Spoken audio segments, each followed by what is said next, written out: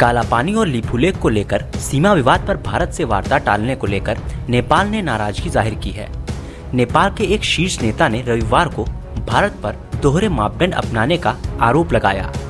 नेपाल के शीर्ष नेता ने कहा कि भारत चीन और ऑस्ट्रेलिया के साथ बातचीत कर रहा है, लेकिन काठमांडू के साथ विदेश सचिव स्तर की बैठक में देरी के लिए कोरोना संकट का इस्तेमाल कर रहा है। नेपाल के विदेश मंत्रालय के डिप्टी चीफ और नेपाल कम्युनिस्ट पार्टी की केंद्रीय कमेटी के सदस्य विष्णु रिजाल ने ट्वीट किया। भारत और चीन की सेना ने सैन्य कमांडरों ने मुलाकात की और सीमा विवाद पर चर्चा की। 4 जून को भारतीय और ऑस्ट्रेलियाई प्रधानमंत्री ने वर्चुअल बैठक में हिस्सा लिया और 7 समझौते पर हस्ताक्षर किए, लेकिन भारत पड़ोसी देश नेपाल के साथ बातचीत के लिए माहौल तैयार होने और कोरोना महामारी के खत्म होने की शर्त रख रहा है। ये कहीं न कहीं दोहरा मापदंड लग रहा है।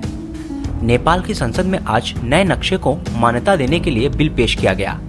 भारत की आपत्ति के बावजूद नेपाल ने कालापानी, लिपुलेख और लिम्पियाधुरा को अपने नक्शे में शामिल किया। नेपाल इन हिस्सों पर अपना दावा पेश करता रहा है। 8 मई को भारत ने लिपुलेख से होकर गुजरने वाली कैलाश मानसरोवर रोड का उद्घाटन किया तो नेपाल ने ऐतराज जताया था। नेपाल ने भारत के इस कदम की आलोचना करते हुए एक बयान जारी किया और सीमा विवाद सुलझाने के लिए नेपाल ने भारत के विदेश सचिव स्तर की बैठक की मांग की थी।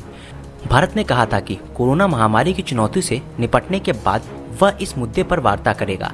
हालांकि नेपाल ने भारत के अनुरोध को खारिज कर दिया था। नेपाल ने कहा था कि वह इस मुद्दे पर जल्द से जल्द वार्ता करना चाहता है और कोरोना महामारी के खत्म होने का इंतजार नहीं करेगा। नेपाल की इस बात को लेकर नाराजगी है कि भारत ने कोरोना संकट की वजह से दूसरे देशों के साथ कूटनीतिक वार्ता नहीं रोकी है, लेकिन उसकी वार्ता की मांग को टाल रहा है।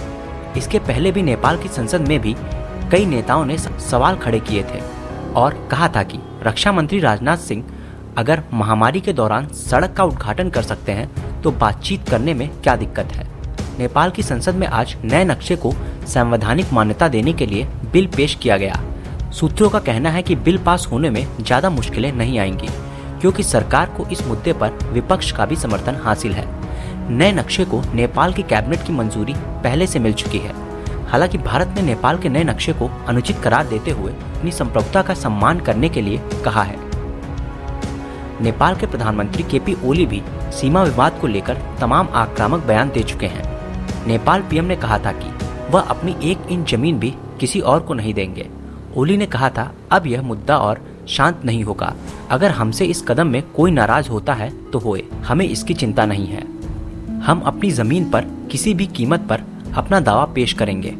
ओली ने भारत की सैन्य ताकत को लेकर तंज कसते हुए भी कहा था कि भारत के साथ मधुर संबंध चाहते हैं, लेकिन सवाल ये है कि भारतीय सत्यमेव जयते को मानते हैं या सिंहमेव जयते को। NI news.